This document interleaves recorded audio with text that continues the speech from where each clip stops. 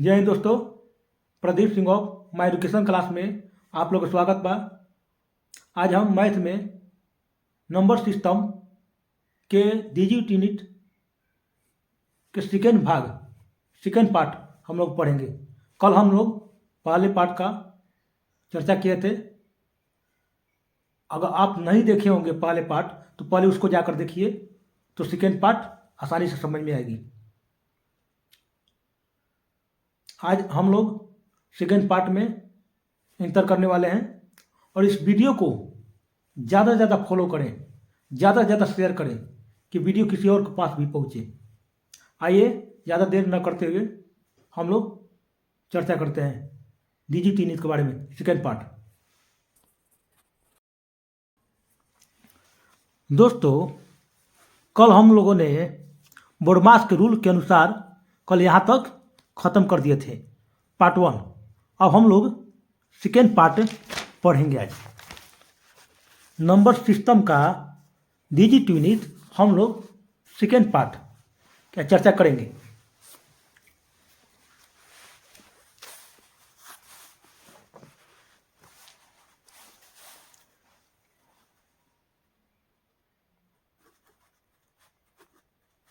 Digit unit के बारे में हम लोग सेकेंड पार्ट पढ़ेंगे। हमने बताया था कि बोडमास के रूल से जैसे 8 डिवाइड 2 इंटू 16 ऐड 8 सब्ट्रैक्शन 6, हम लोग तो इसका डिजिट यूनिट निकालना है दोस्तों। तो हम बताए थे कि जो इसमें सबसे जो बड़ा होता है पहले हम उसी को सोल्व करते हैं, उसके अनुसार उसके घटते क्रम के अनुसार उसको सोल्व करते हैं। ऐसे बोडमास में क्या बोलता है, बोडमास में बताया गया था, बोडमास की पहले डिवीजन आएगा, तब मल्टीप्लाई आएगा, तब ऐड आएगा, तब सब्ट्रैक्शन आएगा। यहाँ तक हम लोग पढ़े थे। तो इसमें देखिए, इसमें डिवीजन दे दिया है, इसमें हमने कोष्ट भी बताया था, इसमें डिवीजन दे दिया है।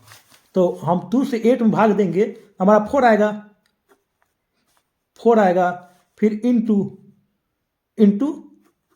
16 ऐड 8 सब्ट्रैक्शन 6, मतलब कि 4 गुने 16 प्लस 8 माइनस 6।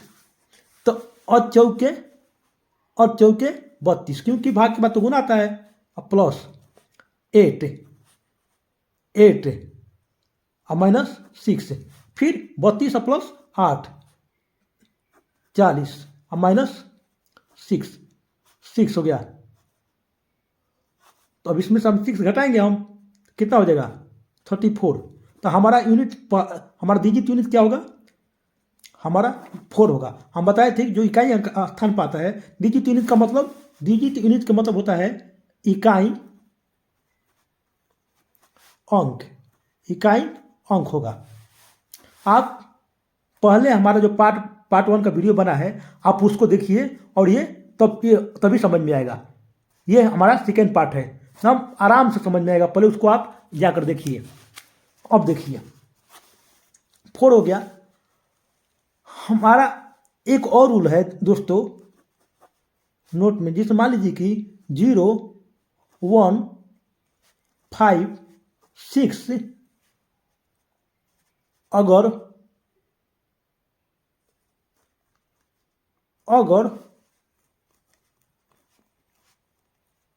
गुणनफल में रहता है तो नो चेंज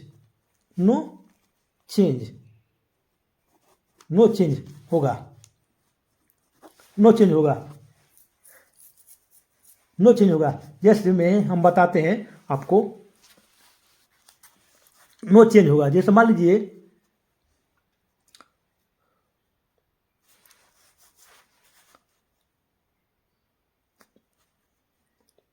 नो चेंज होगा, सपोज डेट मान लीजिए किसी के पावर 6 पावर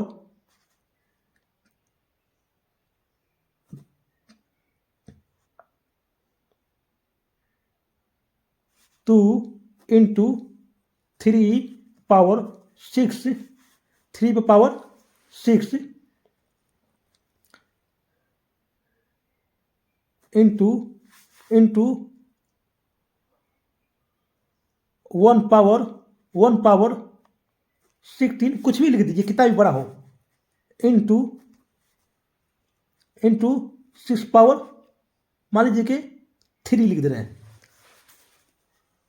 तो हमने अभी क्या बोला कि 0156 अगर गुणनफल में रहता है तो नो चेंज होगा। जैसे मान लीजिए हम 5 का टेबल 2 बार पढ़ते हैं तो 50 25 तो लास्ट में क्या आया हमारा यूनिट 5 आया। तो हम इसलिए बोले कि 5 का नो चेंज यानी तस के तस ये लिखा जाएगा। तो 5 का क्या लिखा 5 हो गया गुने। अब देखिए 3 के पावर 6 है तो अब इसका क्या रूल है। अब 3 का पावर तो 6 वाली पढ़ेंगे नहीं हम, तो हम क्या करेंगे 3 में 6 में 4 का टेबल पढ़ देते हैं, भाग दे देते हैं।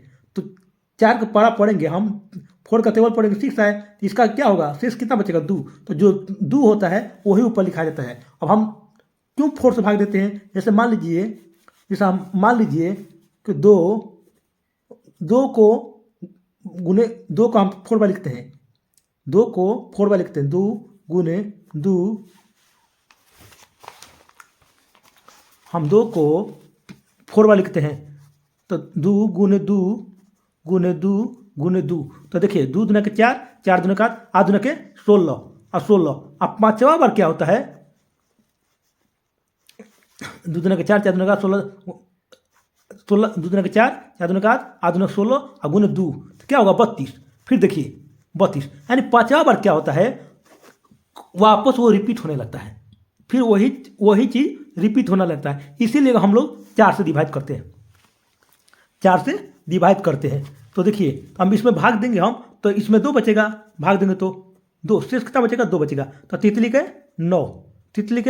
9 हाँ 0 का पावर कितना भी पावर रहेगा तो वो क्या होगा लास्ट में शून्य होगा। अब देखिए फिर वही बात आ गया, हम 2 को भाग दिए तो लास्ट में हमारा कितना आएगा 1 आएगा, शेष गुने 1 नहीं सॉरी 6 का पावर 3 है ना, 4 से जब ज़्यादा रहेगा तो भाग देगा। तो ये तो 3 है तो 6 का क्यूब क्या होगा 216 हमारा लास्ट में क्या आया, हमारा लास्ट में क्या आएगा तो 6 आएगा तो हम क्या लिखेंगे हम तो गुने 6। अब देखिए 6 आ गया तो अब देखिए 5 का टेबल 9 में पढ़ेंगे 9 5 45 गुने 0 गुने 6। अब देखिए अब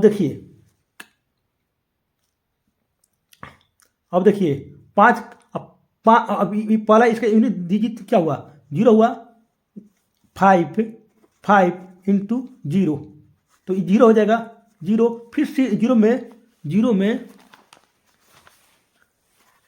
0 में 6 का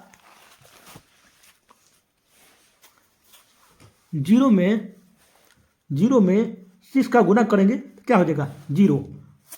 दोस्तों एक बात और नोट में आप लोग याद कर लीजिएगा, जब भी 5 के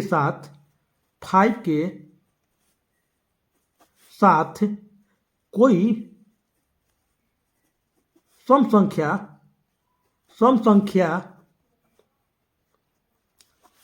के साथ गुना कीजिएगा तो उसका इकाई अंक 0 ही आएगा। अब जैसे में मान लीजिए हमको 4 इंटू 5 करना है तो हमने क्या बोला था 5 के साथ अगर किसी भी सम संख्या से गुणा कीजिएगा तो लास्ट में हमारा क्या आएगा तो हमारा 20 आएगा। तो हमारा इकाई अंक क्या हुआ 0 हो गया। मान लीजिए अब आप ले लीजिए 9, अब ले लीजिए 5 गुने 9, सॉरी हमको सम संख्या लेना है ना, तो मान लीजिए कि अब हमको अब 6 ले लीजिए। 6 6 5 30 30, इसका भी इकाई अंक क्या होगा? 0 हुआ। इकाई अंक क्या हुआ? 0 हुआ। हो गया दोस्तों। 0 लास्ट में आएगा इकाई अंक। जब भी 5 के साथ सम संख्या के साथ गुणा होगा, मल्टीपल होगा, वो इकाई अंक क्या होगा? 0 होगा।